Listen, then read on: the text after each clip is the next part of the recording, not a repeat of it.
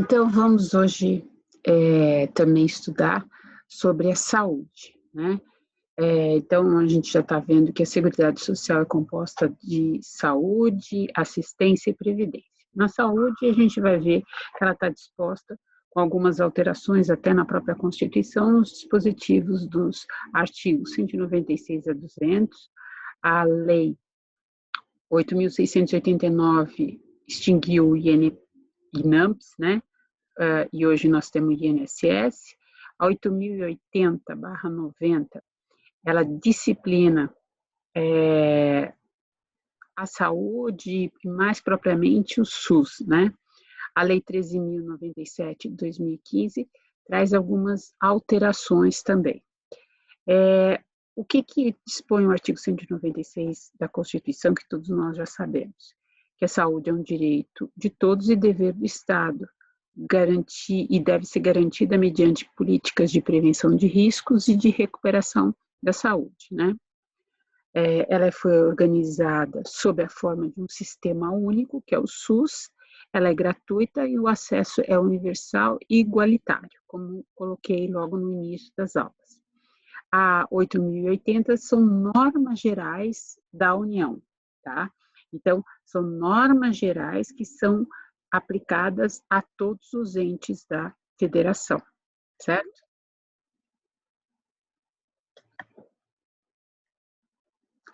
Os altos custos da operacionalização da saúde, né, dos gastos, traz essa dificuldade numa implementação de uma saúde com qualidade, né?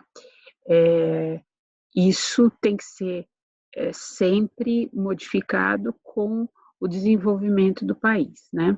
Cabe ao poder público e em todas as suas esferas prestá-la a todos os brasileiros, estrangeiros residentes e ainda os não residentes, havendo uma solidariedade entre todos os entes públicos, né?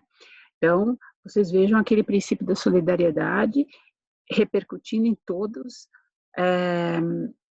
entes, né?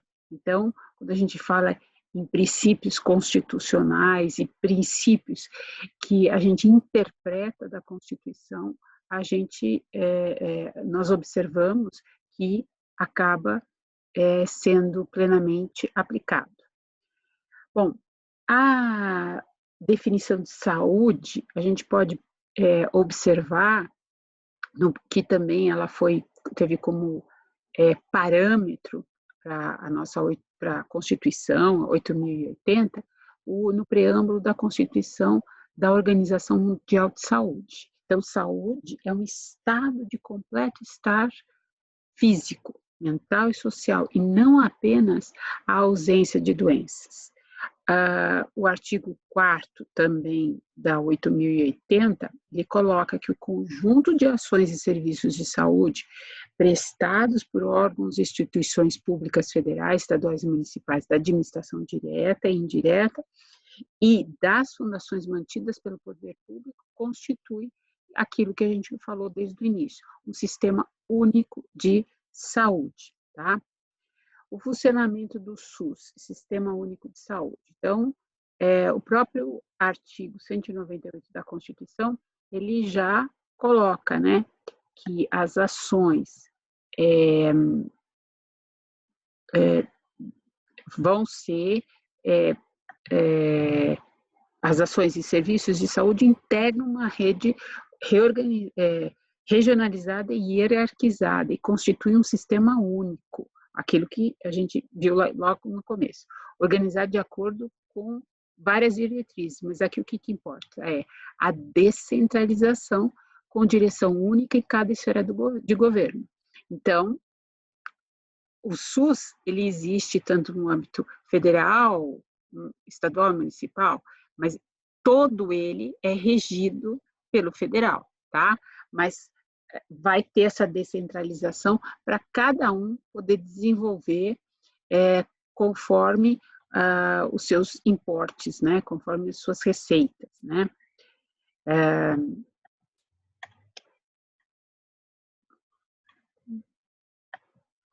A 8.080, no artigo 9º, ela coloca que a direção do Sistema Único de saúde, o SUS, sendo exercido em cada esfera do governo pelos seguintes órgãos. Então, ele coloca como que vai ser em cada órgão. No âmbito da União, ele já falou, vai ser exercida pelo Ministério da Saúde. Dos estados e Distrito Federal, pela Secretaria de Saúde ou o órgão equivalente que o estado ou o Distrito Federal vai eleger. No âmbito dos municípios, vai ser Secretaria também de Saúde ou órgão equivalente. Isso vai depender como vai ser colocado pelo ente federado. Bom, aqui a gente já vai ver a jurisprudência muito nesse sentido, inclusive eu quero que vocês leiam a respeito disso daqui em jurisprudência que vai ser enviada. A jurisprudência do STJ estabelece que o funcionamento do Sistema Único de Saúde é de responsabilidade solidária dos entes federados, de forma que qualquer deles tem legitimidade para figurar no polo passivo da demanda que objetiva o acesso a medicamento para tratamento de saúde. Então, isso aqui é muito importante porque, como vocês vão ver, vai refletir na competência. Se vocês colocarem a União, Estado e município, com certeza a ação tem que ser proposta na Justiça Federal. Agora, se for proposto só em face do Estado e do município, vai ser na Justiça Estadual. Tá? No tocante à saúde, a medicamento, o importante é sempre colocar os três, porque eles podem dividir a sua tarefa no sentido de pagar esse medicamento, principalmente quando esse medicamento está em falta ou é muito caro. E aí nós já vamos para o tema muito importante, o 793, que eu diria que até pode ser tratado como um lead case, que é a responsabilidade solidária dos entes federados pelo dever de prestar assistência à saúde. Mas existe e nesse tema aqui, houve uma discussão muito grande do Supremo, não foi unânime, como vocês vão ver aqui, e houve uma discussão acalorada sobre esse tratamento médico. Então, aqui era o tratamento médico adequado às necessidades, se insere no rol dos deveres do Estado, porquanto responsabilidade solidária dos entes federados. O polo passivo pode, aqui eles não impuseram, pode ser composto por qualquer um deles, isoladamente ou conjuntamente. Então, nesse caso aqui, o Tribunal Supremo decidiu que a questão era constitucional e, por unanimidade, também reconheceu a existência de repercussão geral. Agora, no mérito, não foi a unanimidade, foi por maioria reafirmou a jurisprudência dominante sobre a matéria. E ficaram vencidos Teori Zavascki, da época, Roberto Barroso, Marco Aurélio. Não se manifestou a Carmen Lúcia, né? E quem foi o relator foi o ministro Luiz Fux. Então, esse, eu diria que é um tema muito delicado e que tem que ser lido com cuidado. Financiamento do SUS.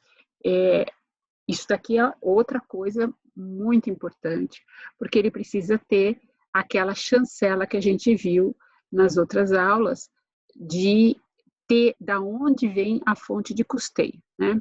Então, as ações e serviços de saúde, elas integram uma rede regionalizada e hierarquizada e constituem um sistema único, tá?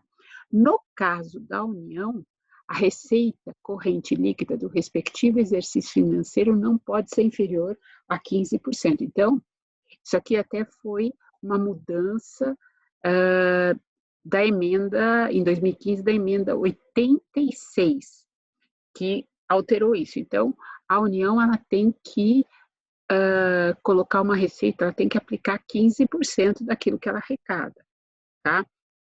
A Lei Complementar 141 de 2012, ela tratou dos outros entes da federação. Então, Estados e Distrito Federal vão aplicar anualmente em ações e serviços de saúde no mínimo 12% daquilo que ela arrecadar no tocante aos impostos do artigo 155 e 157, letra A, 1 e 2, tá? Deduzidas as parcelas que forem transferidas aos respectivos municípios, tá? Porque pode ser que, como acontece também, a União arrecada e depois ela redistribui para o Estado. E o Estado também arrecada e também tem que redistribuir para o município. No tocante ao município e o Distrito Federal, por que o Distrito Federal está em todos? Porque como o Distrito Federal ele atua como Estado e como município, ele vai ter esses dois, vai ter dois tipos de impostos, estaduais e municipais, né? Também vão aplicar anualmente em ações e serviços públicos no mínimo 15% da arrecadação dos mesmos impostos. O Distrito Federal aplicará anualmente em ações e serviços públicos de saúde no mínimo 12% do produto de arrecadação direta dos impostos que não possam ser segregados, ou seja, divididos em base estadual e em base municipal. Então, aí ele vai aplicar, porque vai ter impostos que não vai ter essa remessa, tá? Concessão de medicamentos é outro tema muito importante e que tem muita discussão. É o tema 106 do Superior Tribunal de Justiça. A obrigatoriedade do poder público de oferecer medicamentos não incorporados em atos normativos do SUS, mas aí vai ter critérios. Então, a concessão dos medicamentos não incorporados em atos normativos do SUS exige o quê? A presença cumulativa de requisitos. Quais são esses? Comprovação por meio de laudo médico fundamentado e circunstanciado, expedido por médico que assiste o paciente, da imprescindibilidade ou necessidade do medicamento, assim como da ineficácia para o tratamento da moléstia dos fármacos fornecidos pelo SUS. Porque o que acontece na vida prática? Na vida prática, quando se entra no judiciário, a primeira coisa que é requerida é: por que está se indicando esse medicamento? Existem medicamentos similares no ente público? Ele oferece? Sim.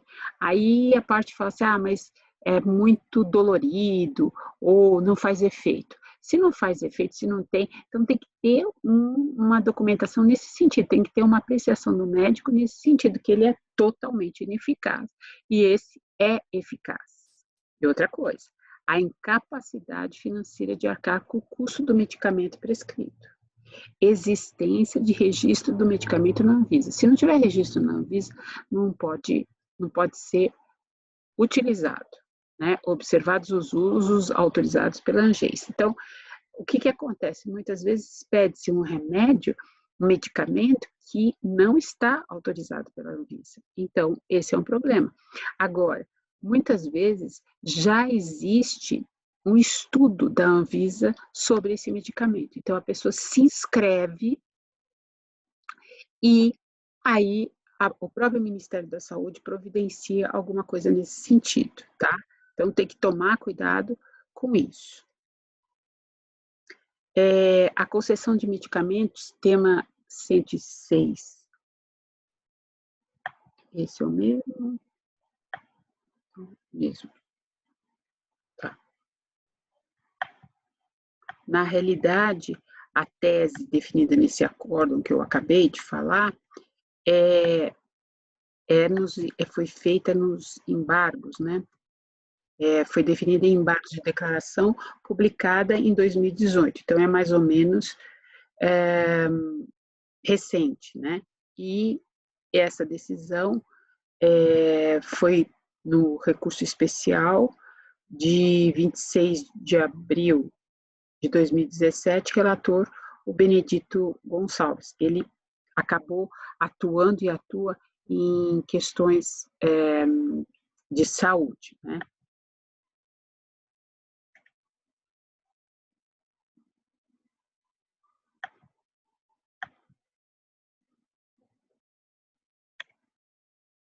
E tema 500 do STF, que tem repercussão geral, né? É o recurso extraordinário, né? Porque é STF, 6577/18 de Minas Gerais. Ele deu parcial provimento ao recurso extraordinário no voto do ministro Roberto Barroso, que foi o relator para acórdão, e teve gente vencida. Então, o que ficou decidido nesse tema 500? O Estado não pode ser obrigado a fornecer medicamentos experimentais. A ausência de registro na Anvisa impede, como regra geral, o fornecimento de medicamento por decisão judicial. É possível, excepcionalmente, a concessão judicial de medicamentos sem registro sanitário em caso de mora irrazoável da Anvisa em apreciar o pedido, porque também se pode questionar a Anvisa por que aquele remédio não foi adotado. Prazo superior ao previsto na lei. Então, existe uma lei que coloca esse prazo. Quando preenchidos 3 requisitos. E aí, quais são os requisitos que o Supremo colocou? A existência de pedido de registro de medicamentos no Brasil, salvo no caso de medicamentos órfãos para doenças raras e ultra raras, a existência de registro de medicamentos em renomadas agências de regulação no exterior e a inexistência de substituto terapêutico como registro no Brasil. Então, as ações que demandem fornecimento de medicamentos sem registro na Anvisa deverão necessariamente ser propostas em face da União. Aqui vocês vejam já a peculiaridade. Ela não está registrada na Anvisa. Então, aqui é uma peculiaridade a ser observada, tá certo? Tá. Então, aqui foi vencido o Marco Aurélio, né? E estava ausente o Celso de Mello. Então, essas eram as observações gerais, bem resumidas, sobre saúde, para que os senhores tenham uma noção a respeito, tá certo?